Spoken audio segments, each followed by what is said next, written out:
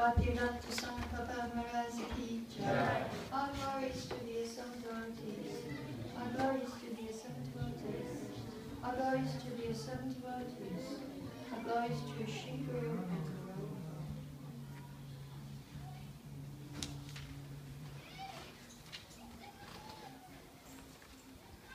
Tarvii käännöstää suomeksi. Niin Tapasvini Devidasi tässä kääntää suomeksi. Jos tarvii käännöksen suomeksi, niin Tapasvini kääntää. Tossa.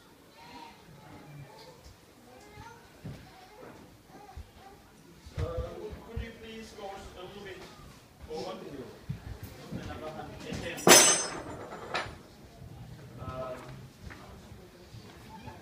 Especially those who speak English and understand English, please go forward so we can.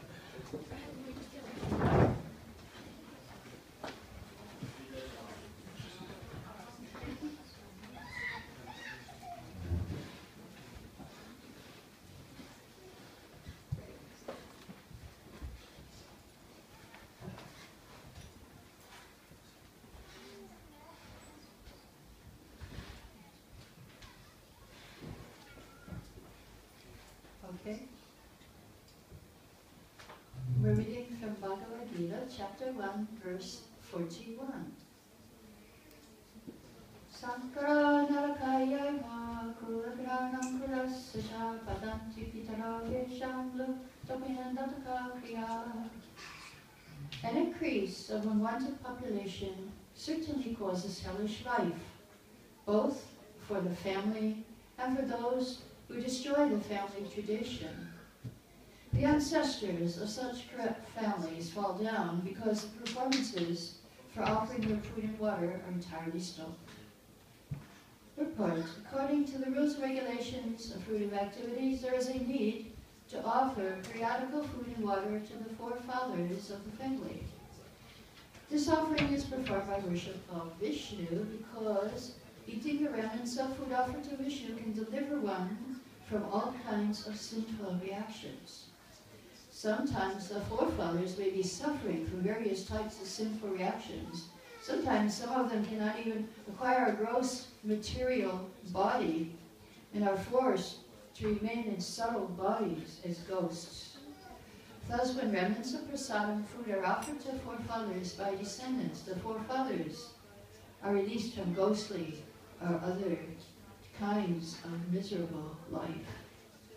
Such help given to forefathers is a family tradition, and those who are not in devotional life are required to perform such rituals. One who is engaged in devotional life is not required to perform such actions. Simply by performing devotional service, one can deliver hundreds and thousands of forefathers from all kinds of misery. Mukam karati vachalam mangam mangiri Vyakipandam hamande Shri Viruddhitarinam Om Magyama Viranasa Galanjara Shalakaya Chakshurmitam Yena Tassamai Shri Gurave Namaha. So, 5,000 years ago, and even still in India, the people of the family, they cared about their ancestors. I think here in Sweden, you don't do anything about your ancestors. You know, they died and finished because you think, well, this life is it, and after this life, nothing. But actually, there is life after death. And you can help your family members, your ancestors, by giving them food offered to Krishna, or prasadam. So this is Arjuna in the beginning of Bhagavad Gita, expressing his concerns about what would happen if he would fight in the battle of Kurukshetra. In this battle, 640 million men lost their lives. It was not fought, the women and children did not die. It was not fought in the cities. It was fought far away from any city. That was how they used to fight in the old days.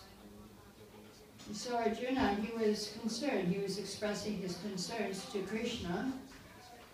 And after Krishna left, he had a problem So we will see, this will be connected to what Arjuna is saying now. So after Krishna left, when Krishna was here, Arjuna was considered the topmost warrior in the whole world. He could defeat anyone in battle. But after Krishna, who is the Supreme Lord, and his friend, his dearmost friend, after he left, then he was defeated for the first time in his life by some very lowly cowherd men. And what he realized was that without Krishna, nothing could be successful. He said, I'm the same Arjuna. I have the same bow, the same arrows, the same chariot, same horses. But without Krishna, everything has become useless. So what did he do in this situation, in this critical time, when he had lost all his power? Sometimes we also feel like we've lost our power, or we've lost our ability to do things. Sometimes in our lives, we may feel like, oh, I lost my ability. One day I noticed I was hearing very nicely, and then in the middle of the day, all of a sudden I lost my hearing in one ear. So it's 2.5 years ago. You kind of depend on your body to be there for you, but you can't always depend on it. You may lose it. It's very temporary. So Arjuna, he lost it. He lost, some people lose their jobs, some people lose their mind, and so they have to take antidepressant pills. So what do you do in these situations when you lose it, when you lose everything? So what did Arjuna do? He said, now I'm attracted to those instructions given to me by Govinda. And what instructions were those? That was what he says in Bhagavad Gita. This book can relieve the burning heart in all time and all space. So there's beautiful instructions in this book given by Krishna to Arjuna. It's not just for Arjuna, it's for all of us. When we're in difficult situations, when we're having problems, we can just ask a question and open the book and we'll find the answer. It's very miraculous. So this is for all people, all time, all lands.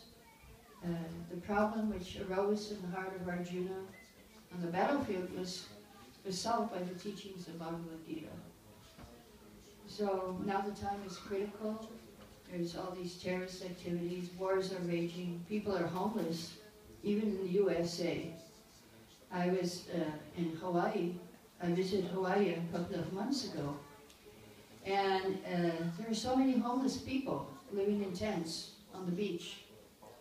I heard that they send tickets to people who are homeless to go to Hawaii because there the climate is not extreme.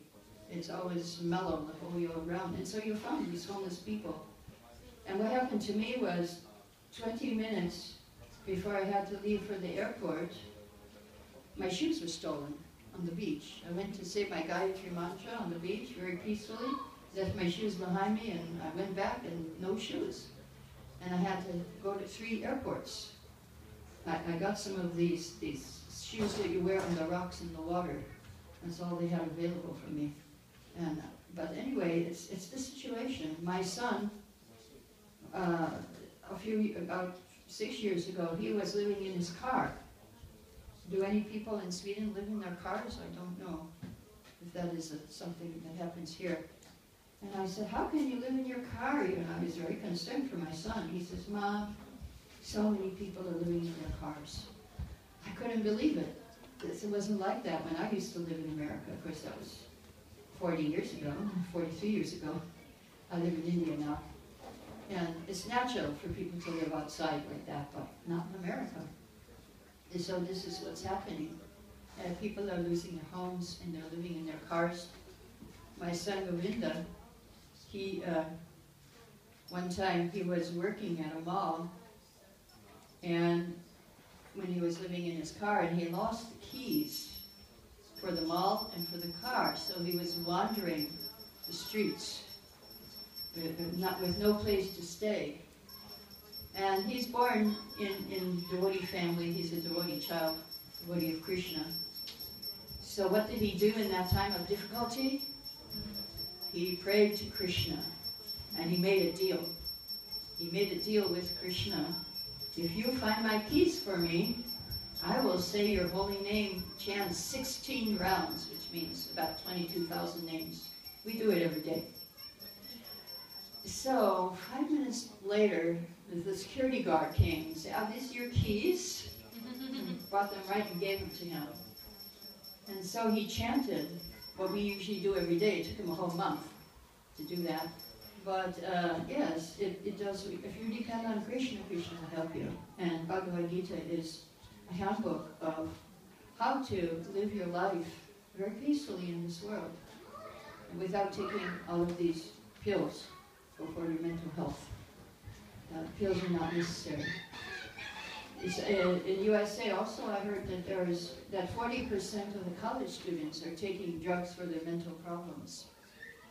If only they could just hear the spiritual wisdom given in this book, in Bhagavad Gita, and that would certainly help them. So Arjuna was worried what was going to happen to society if he fights this battle.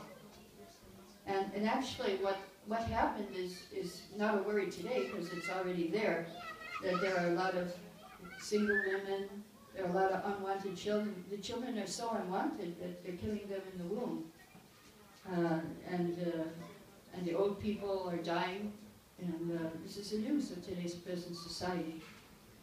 But Krishna says in Bhagavad Gita that if you want to be free from all your karma, from all your worries, then just take shelter of me and I'll protect you. So actually, maybe you don't know here in Sweden, but we have some debts when we are born in this world. Just like this electricity, you have to pay for it. So we take advantage of the sunlight. Actually, we owe something for the sunlight. We owe something for the air. We owe something for the water, because different demigods in the universe are giving us these things. We are in debt, actually, when we're born. So these demigods, the moon, also we're indebted because he helps the vegetables. We're indebted to sages. The sages give us these great spiritual books that can help us in our life. We're indebted to also living entities.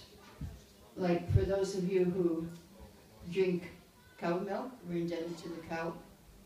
And we're indebted to the plants. And also we're indebted to our family, for our ancestors, and that's what this verse is about. Why should we be indebted to our ancestors? Because they gave us this wonderful gift of this human body. It's a gift. It's a very special gift. Only as a human being can we solve the problems of life. Can we actually get out of karma? We can get out of the cycle of birth and death. Only as a human being. And so therefore we should use it. We should take this opportunity of finishing our cycle of birth and death, finishing all our karma by eating of course, you will get this experience today. You will be eating spiritual food. Already you had the experience of chanting the holy name, Hare Krishna mantra. That is the quickest and easiest way to free yourself from anxieties and karma, because it purifies your heart. It takes all the dirty things out of the heart. So, Krishna's another name is Mukunda. Mukunda means one who gives liberation. Now, I don't know how many of you know what liberation means, but I'll try and explain it. That liberation means that you don't have to suffer any more birth, death, old age, and disease. This is liberation. Liberation means that you finish this life of suffering, and you go to the spiritual world. And what do you do there? All play and no work. Here it's all work and no play. But there you simply play. And the reason why it's a good idea to go there is because you don't get older than 16 years old. Sweet 16. We all want to be young, especially those of us who are almost 70 years old. And we are. Actually, we feel very young because the soul inside doesn't get old. The soul feels just like 16 years old, or 20 at most. And sometimes we forget that we have an old body and we run down the stairs. And by the time we get to the bottom, we remember, oh, my knees hurt, my feet hurt. But actually, this is liberation. Liberation means to go to the spiritual world and live eternally, full of happiness and full of knowledge. So if we surrender to Krishna, if we do devotional service, we chant Hare Krishna mantra, eat spiritual food, we become spiritualized. Then when we become spiritualized, we can go to the spiritual world, which is called Goloka Vrindavan. And what's happening there, everybody's simply dancing and enjoying and having a good time. Because we all have spiritual bodies, and we're with the Supreme Lord, and He's a reservoir of all pleasure.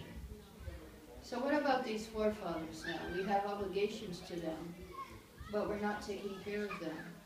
We're not taking real care of our families. It is said that you should not be a father, you should not be a mother, you should not be a leader, you should not be a government leader unless you can give liberation to your dependents. So I think when you go to work, your boss doesn't have an idea to give you liberation, but he wants to take something from you. And but this is actually the purpose of life, to become free from birth, old age, disease, and death, and go to the spiritual world.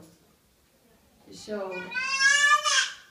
one of my sisters, initiated devotees also of Srila Prabhupada, she surrendered everything. She left her career. She was a famous star 40 years ago, 45 years ago, starring opposite Mick Jagger. I think he's still a star, maybe, I'm not sure.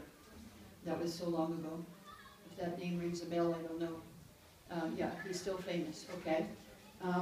So she left her career to take up devotional service to Krishna. And so what happened was that our spiritual master, Srila Prabhupada, he requested her to go and marry a man who was living in Hong Kong named Burjan. She had never met him, he had never met her. But she accepted that instruction, she went, and they got married. They had 2 children, they're still together after 40-some years. It was a good match. And, but one problem was she didn't tell her parents that she was getting married. Well, not a good idea. You should tell your parents. So it came in the newspapers. Strange cult forces famous actress to marry Japanese monk. And her parents got the paper. And they said, oh my God, it's our daughter. So they went to see our Srila Prabhupada, the Guru, about this. And so Srila Prabhupada smelled at her father and he said, so your daughter will deliver you, liberate you. She will liberate you. She will liberate you. And the man didn't know what to say. He was a bit flustered. He said, and then he said, finally he said, oh yes, we always knew she'd do something like that. So then Prabhupada, he was very concerned, and he said, don't think she's given up your service. She's doing the best, highest service for you. Because of her, so many generations back and so many descendants will be liberated. So isn't that interesting?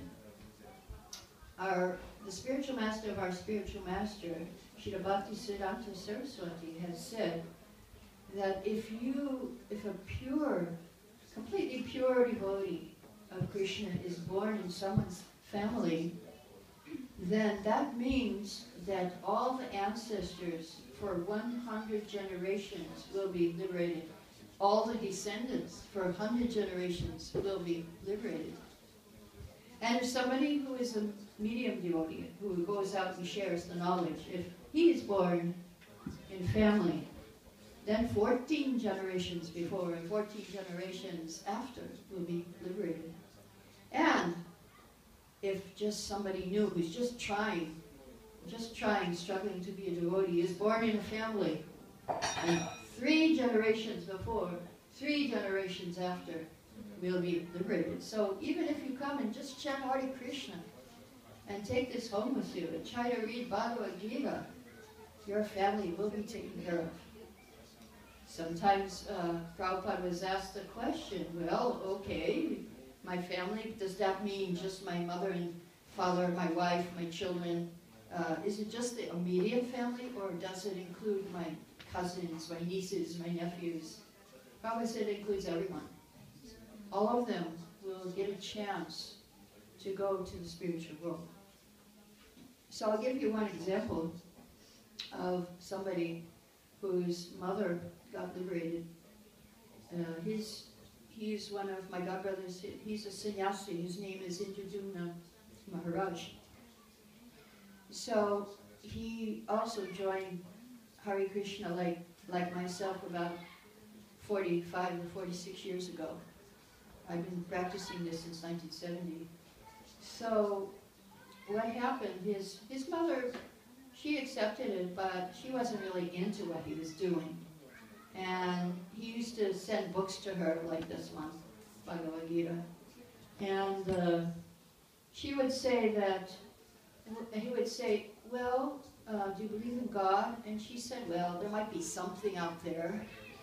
But she would debate reincarnation, karma, the existence of the soul. She couldn't really put any faith in it. But maybe something was there, but she really didn't pay attention to that something. Most people are too busy in their lives to pay attention to that something out there, or God, or the soul. Our soul is starving. We need to feed the soul, so that's what we're doing here. We're feeding the soul. So what happened to his mother? One night, she phoned him up late at night, and she said, can you take me to Vrindavan? And he got a shock, because Vrindavan is the place of Krishna in India, where Krishna was having his childhood pastimes. Why would his mother want to go there, who didn't even believe in God? So he said, oh, okay, let's talk about it tomorrow. So he hung up the phone, and then he went and phoned her the next morning, and his brother answered, and he said, could I talk to Mom? And his brother said, she passed away last night. So he said, but how? I just talked to her. How could she leave? He said, yes, I know. She was battling cancer. She didn't want you to know. She didn't want to disturb you. So he said, well, did she say anything before she left? And he said, yes, she did. She said, don't worry about me. I'm not this body. I'm going to Krishna. How did that happen? So he said, but how? My mother, who didn't even believe in God, and she's going to Krishna? How did that happen? So he asked his brother, and the brother said, yes. When she heard she had cancer, something came over her, and she went to the garage and picked up all the books that were collecting dust, and she brought them in, and she started reading them, and she was sitting in her rocking chair, and she would underline certain passages. I think something in those books made her fearless. So then she also ordered your tape, and she contacted your tape ministry and started listening to your lectures. And at the end, she requested that you take her to a place called Vrindavan. And so Maharaj was so happy. He thought, wow, my spiritual master, Srila Prabhupada, he allowed my mother to go to the spiritual world. Such an amazing achievement. So the family members have that opportunity. It's a very wonderful thing to read this book. One of our devotees, he distributed one of these Bhagavad Gitas to someone outside, not from this country, but another country. And the man took it home, and his roommate was a drunkard. And the drunkard picked up the book, and he read one line for the soul, there is never birth or death. Rubbish, he threw the book in the corner. Ha, what rubbish, soul. But the day came when he drank a little too much. He went unconscious, and the messengers of death, Yamadutas, came for him. And they took him to the Lord of Death, Yamaraj. So Yamaraj said, you are a very sinful person. You must suffer for your sins. What are you going to do now? So the drunkard said, for the soul there is never birth or death. He remembered that one line from Bhagavad Gita. So Yamaraj said, okay, go back. He came back to his body. He said, okay, let me read this book. He read it cover to cover. Oh, and he found in the back there were some addresses for the temple, and he found the address for the nearest temple. He went and he joined. And he became a celibate brahmachari student. These books are very powerful. Can save you from death. And so there he was in the temple, living there. Very austere life for a brahmachari, very difficult. So after 6 months, he was having a hard time, following all the rules.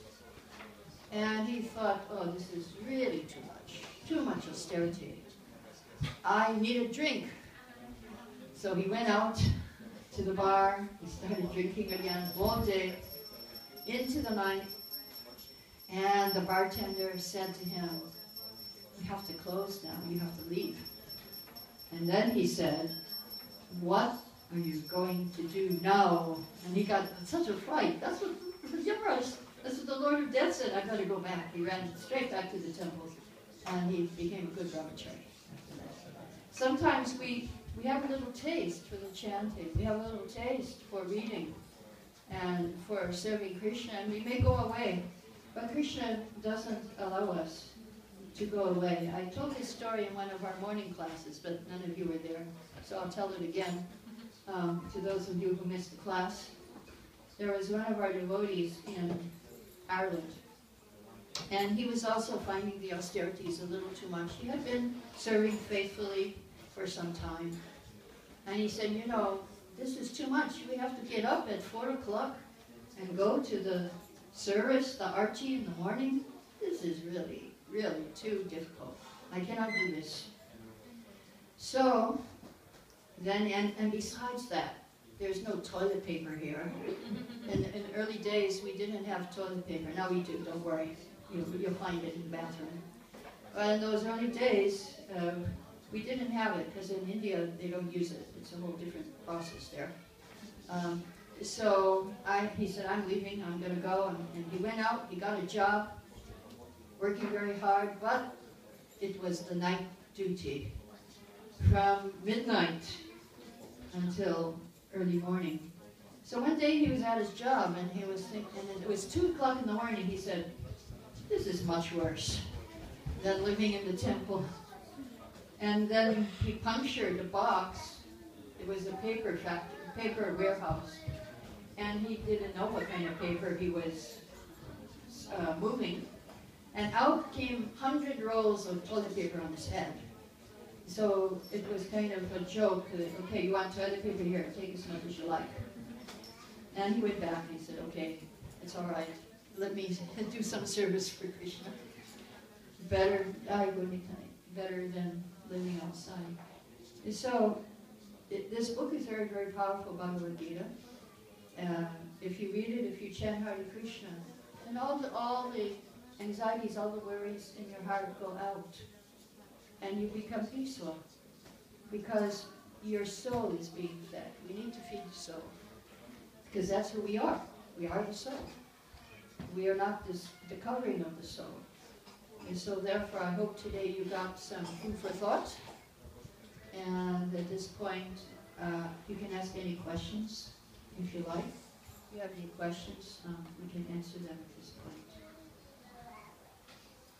Yes?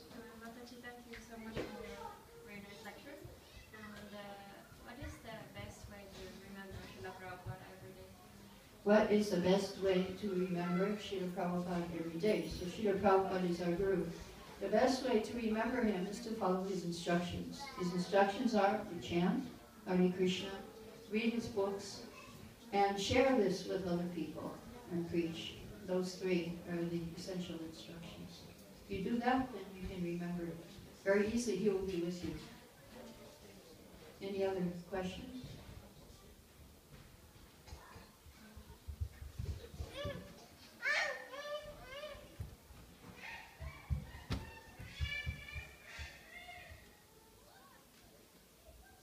Yes. You met Srila Prabhupada. I met him, yeah. Did you Yanks question him hard on all kinds of things such as Did I question him? what does the words in Mahamantra stand for? I did not question him, but he told us already, so I didn't need to question him. Yeah, he told us the words in that Mahamantra. Hare means Radharani, or the energy of Krishna. And Krishna is the Supreme Lord who is the most beautiful, most attractive of all beings. Rama means the Supreme Enjoyer. So if you chant this mantra, Hare means our mother. We're calling for our mother to pick us up and take us to the spiritual world. Srila Prabhupada often said when we chant the Mahamantra, we should cry like a child crying for its mother. It's a prayer. Please take me back to the spiritual world. And she takes us and gives us to Krishna to play with, to enjoy with. So Krishna, he's beautiful, he's attractive. And yes, I can just share one experience I had with Srila Prabhupada. I was the pujari, just like you saw this lady come here and take the offering. She was offering some food and she came. So I was doing that in Calcutta, India, in the 1970s. I was a pujari. And we had these beautiful, beautiful deities of Radha and Govinda on one side and Jagannath on the other side. And every day, these bees would come in from the back window. And the big bumblebees would come in and they would come inside and sit inside lotus flowers. Because we had 144 lotus flowers every day. And 50 garlands every day. So they would come and sit down there. And on the other side, small bees would come and they would sit on the garlands.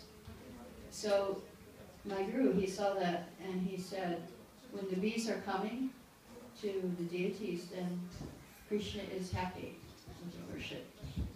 So it was an expression of Krishna's happiness that the bees were coming. That was one thing. Many things, few things, he told me. Very few. Yeah, Hare Krishna. Mostly I had his association in his books. I read all his books 15 times. And there's lots of them, so that's where I really met him. And you can also meet him. He's still there, he's still available in his books. You can meet this great sage, this great soul, who sacrificed in his old age to go to the Western countries. Any other questions or comments? A small comment, this is Finland, not Sweden. It's another country. Oh, did I say Sweden? Oh, wow, that's a terrible mistake. Finland! I was just in Sweden, so I have some jet lag there. I'm still in Sweden. Oh. And tomorrow I'm going to Copenhagen, so how long am I going to be in Sweden? I don't know. Thanks for, you should have told me at that point that I'm in Finland. Yeah, Finland, right. Oh, I've only been here a week. I should know where I'm going. But that's the problem when you travel a lot. Sometimes you wake up in the morning and you think, where am I? And then you look on the medicine bottle to see what language it is. And then you know, oh, this must be Czechoslovakia. That's the problem when you travel. I've been traveling for the last 4 months. And so sometimes I forget where I am. Yeah, I was just in Sweden for 10 days. And I've been here for 1 week. I should know where I am. But anyways, at least it's in Scandinavia. It's not so far. Before that, I was in Ireland. That would have been a big mistake. Yeah. Yeah, this traveling is... But it makes you realize how you are a guest in this world and how everything is temporary. And all of us are refugees. They talk about refugees, but we're all refugees from the spiritual world. We're all refugees. And we need to go back to our real home. Now we're in a temporary camp here in this world. It's not our real place. We're displaced persons here. Yeah, we have to go to our real place. One question is related to serve the parents. For those people whose parents are living abroad, for example, we are here, our parents are Correct, in India. So how we can serve? How can you serve your parents if you are living here and they are living there? That thought didn't occur to you before, huh?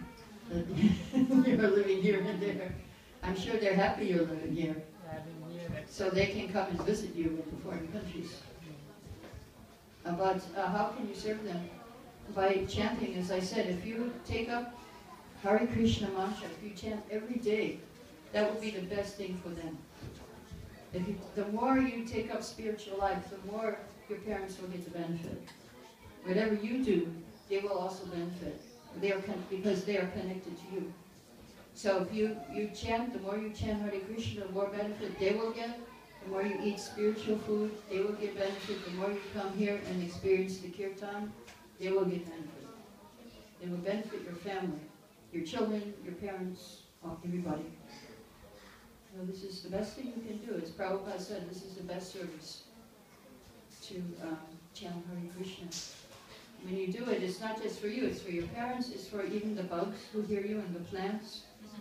There's millions of microbes here in this room. They also get the benefit.